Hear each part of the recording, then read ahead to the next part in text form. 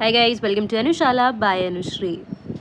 Finally हम class 10th के लिए न्यू सेशन का सिलेबस शुरू करने जा रहे हैं। तो सबसे पहले देख लेते हैं कि भाई इस साल कुछ अपडेट हुआ है या नहीं। ठीक है, सीबीएसई ने अपनी साइट पर सिलेबस अपलोड किया है जिसमें कुछ भी चेंज हमको ऐसा देखने के लिए मिलता नहीं है ना। लेकिन क्योंकि हम 10th शुरू कर रहे हैं तो फिर हम सबसे पहले सिलेबस ही देखेंगे, राइट। तो ये लेक्चर सिर्फ और सिर्फ सिलेबस के बारे में होने वाला है। इसको ख़त्म करने के बाद नेक्स्ट जब भी जो वीडियो अपलोड होने वाला है वो सीधा आपके क्लासेस के बारे में ही होगा। ठीक है, चलो सबसे पहले शुरू करेंगे हम हिस्ट्री से।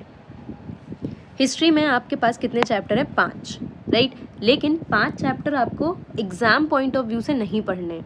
ठीक है, देखो सबसे पहला चैप्टर जो है rise of nationalism in Europe, ये बहुत इंपॉर्टेंट है। ठीक है, और सेकंड चैप्टर भी इक्वली इंपॉर्टेंट है, नेशनलिज्म इन इंडिया। हालांकि इस बार जो एग्जाम देखा गया है उसमें नेशनलिज्म इन इंडिया से क्वेश्चन सिर्फ एक आया, राइट। अगर आपने क्वेश्चन पेपर देखा होगा तो because I checked, that's why I realize कि नेशनलिज्म इन इंडिया से क्वेश्चन सिर्फ एक आया है ना, जो कि एक तरीके से कम वेटेज दिया गया इसको, जबकि ज़्यादा देना चाहिए because it is an important chapter.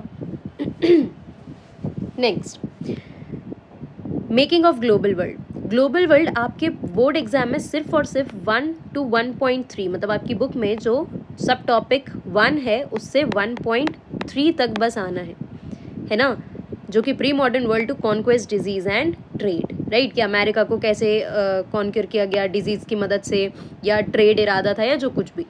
ठीक है, तो यहाँ पर हमको ये 3 चैप्टर जो हैं ये थोड़े से इंपॉर्टेंट हो जाते हैं, और इस चैप्टर में भी हमको क्या पढ़ना एग्जाम पॉइंट ऑफ व्यू से ये हमें पता चल गया है, राइट। तो मेजर अगर आप सोचें तो आपको ये 2 चैप्टर पे ज़्यादा फोकस करना होता है ना।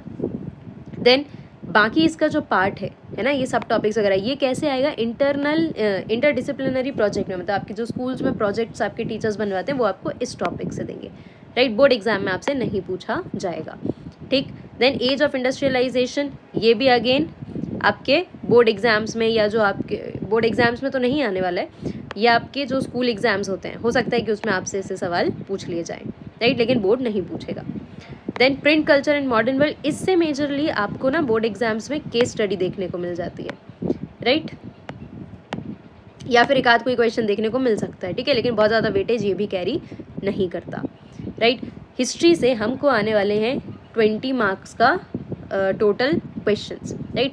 18 से थ्योरी आंसर्स और 2 जो हैं वो मैप वर्क से, गेटिंग। तो यहाँ पर हमें ये चीज़ ध्यान रखनी है कि मैप जो 5 मार्क्स के लिए आता है उसमें से 2 मार्क्स हिस्ट्री से आएगा, और बाकी का जो 3 मार्क्स है वो आएगा आपकी ज्योग्राफी से, राइट। इकोनॉमिक्स प्लस सिविक्स कोई भी मैप वर्क कैरी नहीं करेगी, गेटिंग। तो हिस्ट्री में मेजर हमें इतने ही चैप्टर्स को ज़्यादा ध्यान से पढ़ना है, लेकिन अनुशाला पर जब हम पढ़ेंगे तो हम इनके बारे में भी डिस्कस करेंगे, बहुत ज़्यादा डिटेल नहीं, लेकिन एक शॉर्ट डिस्कशन तो एटलीस्ट हम इनके बारे में करेंगे, क्योंकि अगर ये आपके सिलेबस में दिया गया है, भले बोर्ड एग्जाम्स में नहीं आएगा, लेकिन कुछ तो इससे हमको वैल्यू देखने को मिलेगी, राइट। तो हिस्ट्री कितने मार्क्स की है? 20, 18 theory and 2 map works, right. चलो, ये आपको क्यों बता दिया गया? ताकि जब हम पढ़ेंगे ना तो हम इसके ही अकॉर्डिंग पढ़ेंगे, जितना ज़रूरी है उतना ही पढ़ा जाएगा। Next, geography. ज्योग्राफी इंपॉर्टेंट है, अगेन ज्योग्राफी से भी 20 मार्क्स का आ रहा है, लेकिन इसमें डिवीजन कैसा है? 70 मार्क्स थ्योरी और 3 मार्क्स के आएंगे मैप्स, ठीक। पहला चैप्टर है resource and development, then forest and wild life resources, water resources, agriculture, mineral and energy resources, manufacturing industries, और ये जो 7th चैप्टर है life lines of national economy, इससे सिर्फ और सिर्फ मैप वर्क आएगा और कुछ भी नहीं, ठीक है। डजेंट मीन्स कि इन चैप्टर से मैप वर्क नहीं आ सकता, ये आप ये बिल्कुल मत सोचे कि ये जो 3 मार्क्स का ये सिर्फ और सिर्फ इससे ही आने वाला है, राइट। तो बेसिकली इससे कोई भी थ्योरी आपके एग्जाम्स में नहीं आएगी, लेकिन ये जो है ये काफ़ी ज़्यादा वेटेज कैरी करते हैं। Let me tell you, 9th standard तक की ज्योग्राफी जो है वो थोड़ी सी ईजी समझ में आती है, क्यों? क्योंकि कंसेप्ट ज़्यादा समझाए जाते हैं। 10th स्टैंडर्ड में कंसेप्ट तो है, लेकिन उतना ही ज़्यादा आपको लर्न करने के लिए भी है, ठीक है। तो डरना नहीं है, कर लेंगे, लर्न हो जाएगा, बट ये है कि आप ज्योग्राफी को लास्ट के लिए नहीं छोड़ सकते कि हाँ ठीक है इसको बाद में पढ़ लेंगे। आपको ज्योग्राफी इस बार पूरे शुरू से पढ़नी पड़ेगी, राइट, क्योंकि बहुत ज़्यादा डिटेल्स हैं। अगर आप देखना चाहते हैं कि कितना डिटेल है इसमें, और अगर आपको बुक से समझ में नहीं आ रहा है, तो अनुशाला पर एक अल्टीमेट रिविजन सीरीज़ नाम से आपको प्लेलिस्ट मिल जाएगी, है ना, जो इस साल के 10th स्टैंडर्ड के बच्चों के लिए बनाई गई थी, उसमें जाकर आप ज्योग्राफी के सारे चैप्टर्स को कवर किया गया। वहाँ पर आप देख सकते हैं कि कितनी ज़्यादा इन्फॉर्मेशन है जो हमको फ्लो चार्ट्स की मदद से क्या करनी पड़ रही है, पढ़नी पड़ रही है। ठीक है, चलो देन पॉलिटिकल साइंस, इसको हम सिविक्स भी बोल लेते हैं। इसमें हमारे पास 5 चैप्टर हैं और पाँचों इंपॉर्टेंट है। इसमें से कोई भी ऐसा नहीं है जो आपके बोर्ड एग्जाम्स में नहीं आएगा। ठीक है, अगेन इसको भी 20 मार्क्स हैं, लेकिन कोई मैप वर्क नहीं है, तो 20 marks total theory. First chapter is power sharing, ठीक है, जिसको हम फेडरलिज्म से भी जोड़ सकते हैं, जो कि चैप्टर 2 है, right. Then gender, religion and caste, political parties and outcomes of democracy. 10th standard की सिविक्स में एक ट्विस्ट है कि यहाँ पर चैप्टर्स में आपको बहुत ज़्यादा कॉन्ट्राडिक्टरी स्टेटमेंट्स मिलते हैं। ठीक है, कॉन्ट्राडिक्टरी स्टेटमेंट का मतलब क्या है कि एक बात आपको जैसे डेमोक्रेसी के बारे में बताई जाएगी पॉजिटिव, उसके बाद उसी बात को गलत बोल के, गलत नहीं मतलब उसको नेगेटिव सेंस में समझाया जाएगा। ठीक है, ताकि यहाँ पर आपकी एनालाइज करने की जो पावर है या जो स्किल है वो बढ़ सके, है ना, आप सीख सकें कि चीज़ों को एनालाइज करना कैसे है। ओके, ठीक, तो काफ़ी अच्छा है इसका सिविक्स जो है वो बहुत ही ज़्यादा बढ़िया है, क्योंकि थोड़ा मैच्योर लेवल पर हमको टॉपिक्स को पढ़ने को मिलेगा, है ना। देन इकोनॉमिक्स अगेन 20 मार्क्स, मतलब चारों सब्जेक्ट को कितने कितने मार्क्स हैं, 20, राइट, तभी आपका 80 मार्क्स का पेपर बनेगा। इकोनॉमिक्स में सबसे पहला चैप्टर है development, then sectors of Indian economy, जो कि हम सब जानते हैं, बचपन से पढ़ते आ रहे हैं, प्राइमरी, सेकेंडरी एंड टर्शरी। लेकिन अब 10th स्टैंडर्ड में भी वही चीज़ पढ़ा रहे हैं, तो उतना सा तो पढ़ाएंगे नहीं, है ना। It means here we are going to study all those topics which we have already studied in 9th standard but in great details. ठीक है, देन मनी एंड क्रेडिट, ठीक है, इकोनॉमी का जो बहुत ही ज़्यादा बेसिक है कि भाई मनी क्या होता है, करेंसी क्या होती है, ये सब पढ़ने वाले हम यहाँ पर, है ना। लोन्स क्या होते हैं, क्रेडिट क्या होता है, globalization and the Indian economy. इस चैप्टर से चैप्टर नंबर 4 जो है, सिर्फ हमको 2 टॉपिक पढ़ने, ठीक है, मतलब पूरा चैप्टर हमको एग्जाम में नहीं पढ़ना है, एग्जाम में नहीं आएगा, सिर्फ 2 टॉपिक आएंगे, what is globalization and factors that have enabled globalization, मतलब ग्लोबलाइजेशन होता क्या है और कौन कौन से ऐसे फैक्टर्स हैं जो ग्लोबलाइजेशन करने में मददगार होते हैं, राइट। बाकी जो है वो आपके इंटरनल असेसमेंट्स में आ सकता है, ठीक है, depends on your school, right. Then consumer rights, ये भी आपके एग्जाम में नहीं पूछा जाएगा 20 मार्क्स में, इससे आपको स्कूल में प्रोजेक्ट वर्क दिया जा सकता है।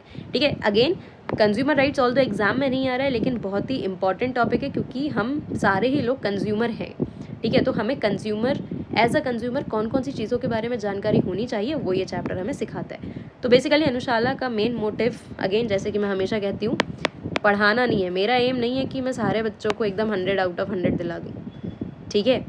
मेरा एम ये है कि जितनी वैल्यू आपको इस क्लास में मिलनी चाहिए उतनी वैल्यू मैं आपको सिखा सकूँ, ठीक है, क्योंकि अगर आप बहुत ही ज़्यादा मन लगाकर मेहनत करके सारी वैल्यूज़ को सीखेंगे ना, तो आपके मार्क्स जो हैं वो अपने आप आएंगे, समझे, ठीक है। So this was all about your class 10th syllabus. अब अगर किसी को और ज़्यादा डिटेल में पढ़ना है तो CBSE की साइट पर जाके आप आराम से, ये आपको PDF मिल जाएगा, डाउनलोड करके पढ़ सकते हैं, ठीक है, कि पर्टिकुलर चैप्टर में क्या क्या चीज़ें पढ़नी है, आउटकम्स क्या होने चाहिए उसके, ठीक है। बाकी जितना हमारे लिए ज़रूरी था उतना हम देख चुके हैं, right. So I hope this much is clear to you. Syllabus के लिए आपको कहीं भटकना ना पड़े, और क्योंकि 1 अप्रैल से आपका अनुशाला पर काम शुरू हो जाएगा, तो बेहतर है कि बुक कॉपी ले लो, है ना, और डे 1 से एक मिनिमल मेहनत जो है वो हम करते चलें, है ना, लास्ट के लिए छोड़ेंगे नहीं। इसके बाद एक चीज़ और बहुत ज़्यादा ज़रूरी इस PDF में दी गई है, ये लिस्ट ऑफ मैप आइटम्स, ठीक है, कि क्लास 10th में हमसे जो मैप वर्क आ रहा है वो कैसे आ सकता है, ठीक है। सबसे पहले हिस्ट्री में जो 2 मार्क्स के लिए मैप वर्क आना है, राइट, वो किन किन टॉपिक से आ सकता है, ठीक है, जैसे कांग्रेस सेशंस कहाँ कहाँ पर हुए, कलकत्ता में हुए, नागपुर में हुए, मद्रास में हुए, है ना। तो हमें हिस्ट्री में मैप वर्क के हिसाब से कितना याद करना है, सिर्फ इतना, समझ रहे हो, है ना, मतलब ऐसा नहीं कि मैप कहीं से भी आ जाएगा, राइट। कांग्रेस सेशंस कहाँ कहाँ पर हुए, तो आपको मैप में कलकत्ता, नागपुर, मद्रास ये सब लोकेट करते बनना चाहिए, है ना। फिर सत्याग्रह मूवमेंट्स कहाँ कहाँ पर हुए, है ना, ये नेशनलिज्म ऑफ इंडिया से आ रहा है, राइट, मतलब यूरोप वाले से नहीं आ रहा है कुछ भी, ये याद रखना है कि हिस्ट्री में जो आ रहा है वो नेशनलिज्म इन इंडिया वाले चैप्टर से आ रहा है ना। तो खेड़ा कहाँ पर है, चंपारण कहाँ पर है, अहमदाबाद मिल वर्कर्स थे, इसका मतलब क्या है कि अहमदाबाद मार्क करते बनना चाहिए। जलियांवाला बाग कहाँ पर है, डांडी मार्च कहाँ पर हुआ था, है ना, तो डांडी कहाँ है, ये मार्क करते आपको मैप में बनना चाहिए, है ना। देन कमिंग टू ज्योग्राफी जो 3 मार्क्स के लिए आ रहा है, राइट। पहली बात, मेजर सॉइल टाइप्स जो है वो आपको आइडेंटिफाई करते बनना चाहिए, है ना, कि बोल सकते हैं कि भैया एक काम करो, एरिया मार्क करके बताओ जहाँ पर ब्लैक सॉइल मिलती है। तो आपको ब्लैक सॉइल जहाँ पर मिल रही है यानी कि डेक्कन प्लेट्यू, है ना, वो आपको मार्क करते बनना चाहिए, है ना। Locating and labelling, Salal, Bhakra Nangal, Tehri, Rana Pratap Sagar, ये सब क्या है, डैम्स के नाम है ना। तो आपसे बोल सकते हैं कि भैया हीराकुंड डैम कहाँ पर है, मैप में मार्क करके बताओ, तो बनना चाहिए। तो हमें इन सारे डैम्स की क्या करनी है या हाइडल वाटर प्रोजेक्ट्स की क्या करनी है, लोकेशन याद करनी है, राइट। एग्रीकल्चर वाले चैप्टर से कहाँ पर आ सकता है, major areas of rice and wheat, कौन कौन से एरियाज में इंडिया में राइस और वीट जो है वो ग्रो होता है, ठीक है। लार्जेस्ट और major producer states of sugar cane, tea, coffee, rubber, cotton and jute, ठीक। देखो अगर आपको ये नहीं दिया होता ना तब आपके लिए बहुत ज़्यादा मुश्किल होती, क्योंकि हमें पता ही नहीं होता कि मैप वर्क कहाँ से आएगा।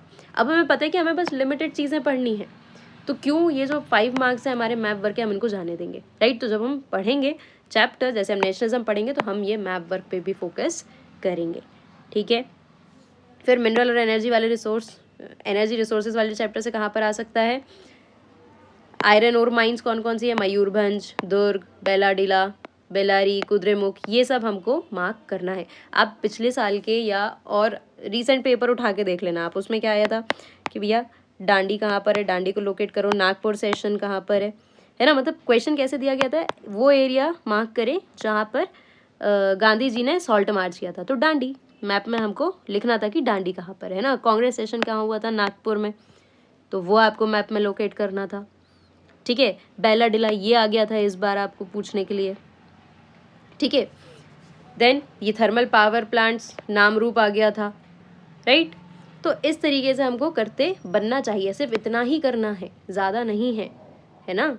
अब ये मत सोचने लगना कि मैडम इतनी बड़ी लिस्ट बता दी, बेटा कम से कम लिस्ट बता दी है और इसी से आएगा, राइट। तो इनकी अगर हम बार बार प्रैक्टिस करेंगे तो हमारे मैप वर्क के मार्क्स कहीं नहीं जाएंगे, ठीक है। एक और आया था मीनाबक्कम पोर्ट जो है ना। तो ये 5 इस बार मैप वर्क में आए थे क्वेश्चंस, राइट। सारा का सारा इससे ही है, 4 तो हमने ऑलरेडी लोकेट कर लिए, ठीक है।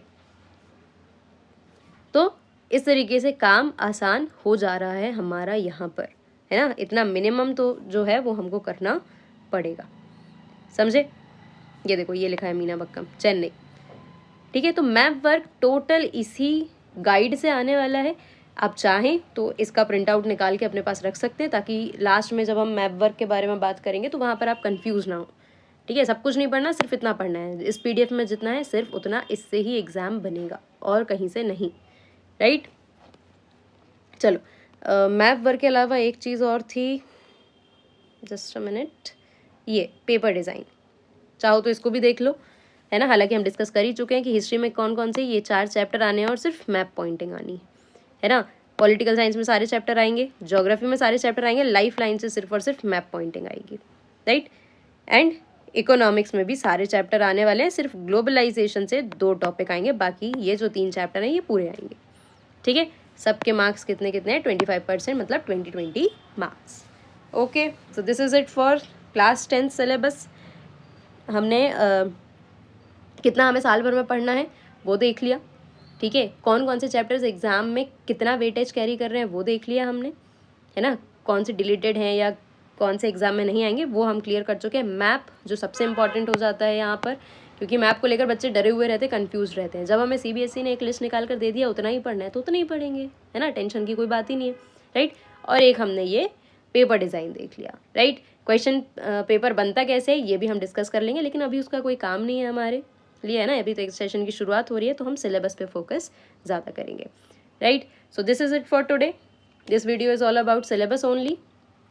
अब हमें ये ध्यान देना है कि जैसे ही क्लासेस शुरू हो रही हैं, चाहे आप ऑफलाइन क्लासेस देख रहे हैं, आप ऑनलाइन देख रहे हैं या आप अनुशाला को देख रहे हैं, तो भी आपको ये ध्यान रखना है कि डे 1 से यानी अप्रैल से जब भी क्लासेस चालू हो रही हैं तो आप साथ साथ पढ़ते चलें, देर ना करें, ठीक है। क्योंकि हमें सिर्फ मार्क्स के लिए नहीं पढ़ना है, ठीक है। अनुशाला का मोटिव मार्क्स लाना नहीं है, अनुशाला का मोटिव है कि साल भर में इन चैप्टर्स की मदद से जो आपको वैल्यूज़ सिखानी है वो सारी की सारी वैल्यूज़ हम आपको सिखा सकें, है ना। और हम पढ़ाई को इतने आसान तरीके से करें, बोझ बनाकर नहीं करेंगे, है ना। हम समझेंगे हर एक टॉपिक को, चाहे हिस्ट्री हो, सिविक्स हो, ज्योग्राफी हो या इकोनॉमिक्स हो, सारे टॉपिक्स को समझ समझ के आराम से पढ़ेंगे तो आपको कोई प्रेशर भी बिल्टअप नहीं होगा और साथ में आप मार्क्स भी आसानी से स्कोर कर पाएंगे।